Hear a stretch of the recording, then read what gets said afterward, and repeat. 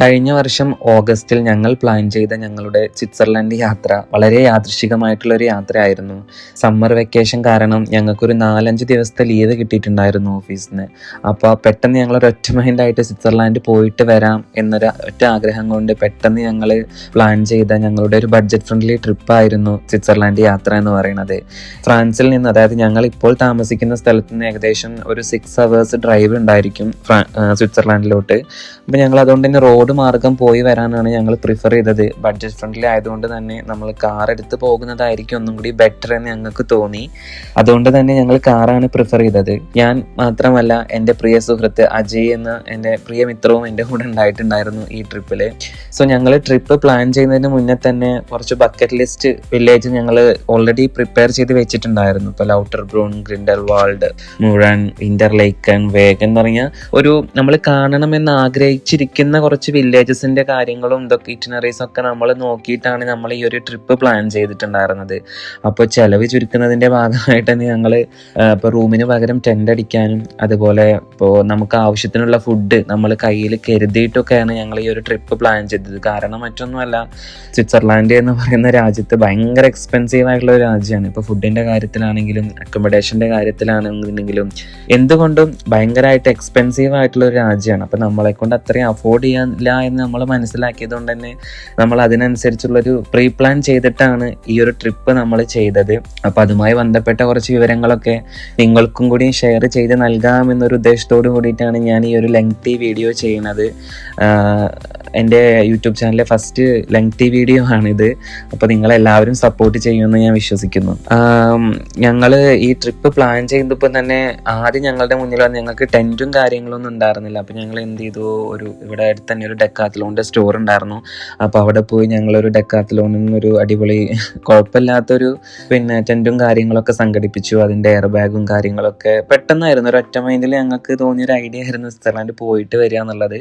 അപ്പോൾ നമ്മൾ പെട്ടെന്ന് തന്നെ ആ കാര്യങ്ങളൊക്കെ അറേഞ്ച് ചെയ്തു. ഇവിടെ സൂപ്പർ മാർക്കറ്റിൽ പോയിട്ട് നമുക്ക് വേണ്ട ഫുഡും കാര്യങ്ങളും, മാഗി ആണെങ്കിലും മുട്ടയാണെങ്കിലും കുറച്ച് ഫ്രൂട്ട്സ് ആണെങ്കിലും ബ്രെഡ് ഐറ്റംസ് ആണെന്നുണ്ടെങ്കിലും ന്യൂട്ടല്ല, ജാം, ഇതെല്ലാം കയ്യിൽ കരുതിയിട്ടാണ് ഞങ്ങൾ ഈ ഒരു യാത്ര തന്നെ പുറപ്പെട്ടത് ഇവിടെ നിന്ന്. അപ്പോൾ ഞങ്ങൾ രാവിലെ ഏകദേശം നേരത്തെ തന്നെ ഇവിടെ നിന്ന് ഇറങ്ങിയിട്ടുണ്ടായിരുന്നു. ഒരു ഏർലി മോർണിംഗ് ഒരു 3 o'clock 4 o'clock ആകുമ്പോഴത്തേനും ഞങ്ങൾ ഇവിടെ നിന്ന് ഇറങ്ങി. ഞങ്ങൾ അവിടെ എത്തിയത് ഒരു 8 മണി 8:30 ആയപ്പോഴത്തേനും ഞങ്ങൾ അവിടെ എത്തിച്ചേർന്നു. ഫ്രാൻസിൽ ഞങ്ങൾ താമസിക്കുന്ന സ്ഥലം എന്ന് വെച്ചാൽ സെൻട്രൽ ഓഫ് ഫ്രാൻസ് ആണ്. മോലുസോൺ എന്ന് പറയുന്ന ഒരു സ്ഥലത്താണ് ഞങ്ങൾ താമസിക്കുന്നത്. ആലിയർ എന്ന് പറഞ്ഞ റീജിയൻ ആണ്. അപ്പോൾ ഇവിടുന്ന് നമ്മൾ സ്വിറ്റ്സർലാൻഡിലോട്ട് പോകുമ്പോൾ നമുക്ക് ജനേവ ബോർഡർ വഴി വേണം സ്വിറ്റ്സർലാൻഡിലോട്ട് എൻട്രി ചെയ്യാൻ. അപ്പോൾ ഫ്രാൻസിലെല്ലാം നല്ല ടോളാണ് നമ്മൾ ഹൈവേക്ക് വേണ്ടി പേ ചെയ്യേണ്ടി വരുന്നത്. പക്ഷേ സ്വിറ്റ്സർലാൻഡിനെ സംബന്ധിച്ചിടത്തോളം ഒരു വർഷത്തേക്ക് വെറും 40 euro മാത്രം നമ്മൾ ടോളിന് വേണ്ടി പേയ്മെൻറ്റ് ചെയ്താൽ മതിയായിരിക്കും. അതിന് വിനേറ്റ് സ്റ്റിക്കർ ഉപയോഗിച്ചിട്ടാണ് അവിടുത്തെ ടോൾ സിസ്റ്റം വർക്ക് ചെയ്യുന്നത്. വളരെ സിമ്പിളാണത്. കാരണം അത് നമുക്ക് ഓൺലൈനായിട്ടും ഓഫ്ലൈനായിട്ടും ചെയ്യാം. ഓൺലൈനായിട്ടാണ് നമ്മൾ ചെയ്യുന്നതെന്നുണ്ടെങ്കിൽ നമ്മുടെ കയ്യിലൊരു സോഫ്റ്റ് കോപ്പി ഉണ്ടാവും. ഇനിയിപ്പോൾ ഓഫ്ലൈനായിട്ടാണ് ചെയ്യേണ്ടതെന്നുണ്ടെങ്കിൽ നമ്മൾ അവിടെ പോയിട്ട് അവിടെ ബോർഡറിൽ നമുക്ക് അതിനുള്ളൊരു ഓഫീസുണ്ട്. അവിടെ പോയതിന് ശേഷം നമുക്ക് അതിൻ്റെ ഒരു പേയ്മെൻറ്റ് ചെയ്തതിന് ശേഷം അതിൻ്റെ ഒരു സ്റ്റിക്കർ കിട്ടും. വിനേറ്റ് സ്റ്റിക്കർ എന്നാണ് അതിന് പറയുന്നത്. അത് നമ്മുടെ കാറിൽ നമുക്ക് പേസ്റ്റ് ചെയ്തിട്ട് നമുക്ക് നമ്മളെ ട്രാവൽ കണ്ടിന്യൂ ചെയ്യാൻ പറ്റും. അപ്പോൾ ടോളിനെ സംബന്ധിച്ചിടത്തോളം ഫ്രാൻസ് ഭയങ്കര എക്സ്പെൻസീവ് ആണ്. നമ്മൾ ഓരോ യാത്രയ്ക്കും വളരെ ഹ്യൂജ് എമൗണ്ട് പേ ചെയ്യേണ്ടതായിട്ടുണ്ട് ഹൈവേയിൽ. പക്ഷേ സ്വിറ്റ്സർലാൻഡിനെ സംബന്ധിച്ചിടത്തോളം ഒരു വർഷത്തേക്ക് വെറും 40 euro ആണ് വരുന്നത്. അത് വെച്ച് നമുക്ക് ആ ഒരു വർഷം മുഴുവൻ സ്വിറ്റ്സർലാൻഡിൽ യാത്ര ചെയ്യാൻ പറ്റും. 40 euro എന്ന് പറയുമ്പോൾ നാട്ടിലൊരു ഏകദേശം 4000 ഇന്ത്യൻ റുപ്പീസിന്റെ അടുത്ത് വരും. പിന്നെ ഹൈവേ സംബന്ധിച്ചിടത്തോളം ഓരോ നിശ്ചിത കിലോമീറ്ററിന് ശേഷം നമുക്ക് ഓരോ റെസ്റ്റ് ഏരിയാസ് കാണാൻ പറ്റും. ഫ്രാൻസിലാണെന്നുണ്ടെങ്കിലും സ്വിറ്റ്സർലാൻഡ് ഞങ്ങൾ കൂടുതൽ കണ്ടില്ല, പക്ഷേ എങ്കിലും സ്വിറ്റ്സർലാൻഡിലും അവൈലബിൾ ആണ്. അവിടെ നമുക്ക് ഭക്ഷണം കഴിക്കാനും അതുപോലെ തന്നെ വാഷ്റൂം പോവാനും അത്യാവശ്യം എക്സസൈസ് വാക്കിംഗ് ചെയ്യാനും റെസ്റ്റ് എടുക്കാനൊക്കെ ഉള്ള ഒരുപാട് ഫെസിലിറ്റീസ് ഉണ്ട്. അപ്പോൾ ആ ഒരു സമയം ഞങ്ങൾ രാവിലെ ഞങ്ങൾക്ക് കഴിക്കാനുള്ള അന്നേ ദിവസത്തേക്കുള്ള ഫുഡെല്ലാം ഞങ്ങൾ കുക്ക് ചെയ്തിട്ടാണ് വന്നിട്ടുണ്ടായിരുന്നത്. അപ്പോൾ രാവിലത്തെ ഭക്ഷണം ഞങ്ങൾ അവിടെ ഇരുന്നാണ് കഴിച്ചത്.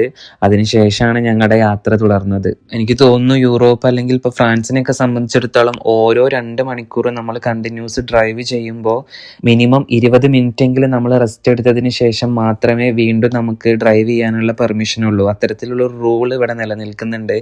അതുകൊണ്ട് തന്നെ ഇത്തരത്തിലുള്ള റെസ്റ്റ് ഏരിയാസിന്റെ പ്രാധാന്യം എത്രത്തോളം ഉണ്ട് എന്നുള്ളത് അതുകൊണ്ട് മനസ്സിലായി. കാരണം നമുക്കത് ഭയങ്കര യൂസ്ഫുൾ ആയിട്ടുള്ള ഒരു സിസ്റ്റമാണ് ഇവിടെ. വരാൻ. അങ്ങനെ ജനേവ ബോർഡറും കഴിഞ്ഞ് ഇന്റർലേക്കൻ കഴിഞ്ഞ് ഞങ്ങൾ കാണാൻ ആഗ്രഹിച്ച് കൊതിച്ചിരുന്ന ആ ഒരു സ്ഥലത്തോട്ട് ഞങ്ങൾ എൻട്രി ചെയ്തിരിക്കുകയാണ്.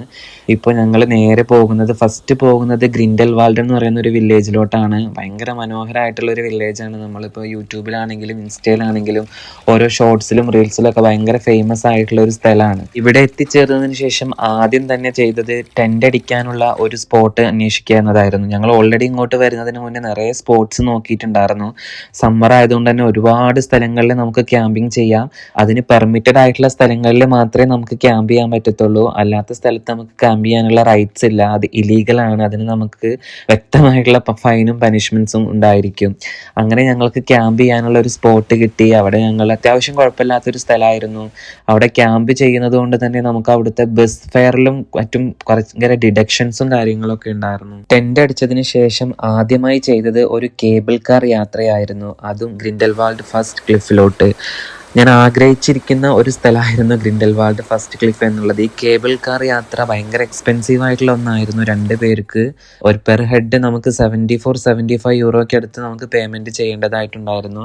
പക്ഷേ പേയ്മെൻ്റ് ആണെങ്കിലും നമുക്ക് അതിനനുസരിച്ചുള്ളൊരു വെർത്ത് ഈ ഒരു കേബിൾ കാർ യാത്ര സമ്മാനിച്ചു എന്ന് തന്നെ പറയാം. കാരണം പച്ചമേച്ചിലുകളും എന്താ പറയുക മഞ്ഞ് മലകളും മേഘങ്ങൾ തഴുകി പോകുന്ന പർവ്വതങ്ങളൊക്കെ ആയിട്ട് ഇവിടെ സമയം പോണതന്നെ നമുക്ക് അറിഞ്ഞിട്ടുണ്ടായിരുന്നില്ല. ഇവിടെ ഓരോ കോണിലും നമുക്ക് ഓരോ സിനിമാറ്റിക് ഫീലിംഗ്സ് തന്നെയാണ് കിട്ടിക്കൊണ്ടിരുന്നത്. ഇപ്പോൾ ഗ്രിൻഡൽവാൾഡ് ഫസ്റ്റ് ക്ലിഫിനെ സംബന്ധിച്ചിടത്തോളം ഒരു വശത്ത് ആഴമുള്ള താഴ്വര, മറ്റൊരു വശത്ത് ആകാശം തൊടുന്ന മലനിരകൾ.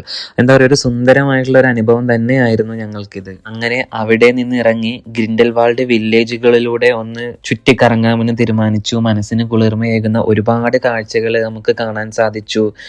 നല്ല മിനറലൈസ്ഡ് ആയിട്ടുള്ള വാട്ടർ, അത് അവർ കളക്ട് ചെയ്യുന്നത്, അത് അവർ സ്റ്റോർ ചെയ്യുന്ന പല വിധങ്ങൾ നമ്മൾ കണ്ടു. ഒരുപാട് വിസിറ്റേഴ്സ് സന്ദർശിക്കുന്ന ഒരു സ്ഥലമാണ് സ്വിറ്റ്സർലാൻഡ് എന്ന് പറയുന്നത്. അങ്ങനെ ഞങ്ങൾ കുറച്ചുകൂടി ഉള്ളിലൂടെ ഇറങ്ങി സഞ്ചരിക്കാൻ തീരുമാനിച്ചു. ആരും അധികം പോകാൻ സാധ്യതയില്ലാത്ത ഒരു സ്ഥലത്തൂടെ ഞങ്ങൾക്ക് സഞ്ചരിക്കാൻ സാധിച്ചു. അങ്ങനെ എത്തിപ്പെട്ട ഒരു സ്ഥലമായിരുന്നു. ഒരുപാട് പുഴകളും കാര്യങ്ങളും മലകളും കുന്നുകളൊക്കെ ആയിട്ടുള്ള ഒരു സ്ഥലം. പക്ഷെ അതിൻ്റെ അറ്റത്തോട്ട് നമുക്ക് പോകാൻ പറ്റിയില്ല. കാരണം അത് അത്യാവശ്യം ഡേഞ്ചറസ് ആയിട്ടുള്ള ഒരു ഏരിയ ആയിരുന്നു. അങ്ങനെ കുറേ നേരം അവിടെ ഞങ്ങൾ സ്പെൻഡ് ചെയ്തു. കയ്യിൽ കരുതിയ ഫുഡും കാര്യങ്ങളും അവിടെ നിന്ന് ഞങ്ങൾ കഴിച്ചു. അങ്ങനെ കുറച്ചധികം നേരം അവിടെ സ്പെൻഡ് ചെയ്തതിന് ശേഷം ഞങ്ങൾ തിരിച്ചിറങ്ങാൻ തീരുമാനിച്ചു. പിന്നീട് ഗ്രിൻഡൽവാൾഡ് ചെറിയ സിറ്റിയിലൂടെ ഒരു ചെറിയ ഈവനിങ് വാക്കും കഴിഞ്ഞ് ഞങ്ങൾ നേരെ ടെൻറ്റിലെത്തി.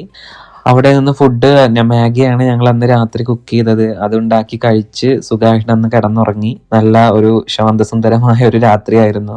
ഭയങ്കര പീസ്ഫുൾ ആയിട്ടുള്ള ഒരു അറ്റ്മോസ്ഫിയർ ആയിരുന്നു. നല്ല രീതിയിൽ നമുക്കത് എൻജോയ് ചെയ്യാൻ പറ്റി. നല്ല രീതിയിൽ ആ പീസ്ഫുൾ നമുക്ക് ഫീൽ ചെയ്യാൻ പറ്റിയിട്ടുള്ള ഒരു യാത്രയായിരുന്നു. അപ്പോൾ ഞങ്ങളുടെ സ്വിറ്റ്സർലാൻഡ് യാത്രയുടെ ഒരു ഫസ്റ്റ് പാർട്ട് മാത്രമാണ് ഈ വീഡിയോ. സെക്കൻഡ് പാർട്ടിൽ നമുക്ക് ലൗട്ടർബോണിനെ കുറിച്ചും വേഗനെ കുറിച്ചും ഉറനെ കുറിച്ചും ഇന്റർലേക്കനെ കുറിച്ചുള്ള കൂടുതൽ കാര്യങ്ങൾ നമ്മൾ ഉൾപ്പെടുത്തി അടുത്തൊരു വീഡിയോ ചെയ്യുന്നതായിരിക്കും. അപ്പോൾ എല്ലാവരും സപ്പോർട്ട് ചെയ്യുക. വീഡിയോ ഇഷ്ടപ്പെട്ടെങ്കിൽ എല്ലാവരും സബ്സ്ക്രൈബ് ചെയ്യണം, ലൈക്ക് ചെയ്യണം, ഷെയറും ചെയ്യണം. അപ്പോൾ നമുക്ക് അടുത്ത വീഡിയോയിൽ കാണാം. എല്ലാവരും സപ്പോർട്ട് ഉണ്ടാകുമെന്ന വിശ്വാസത്തോടു കൂടി ബൈ ഗൈസ്.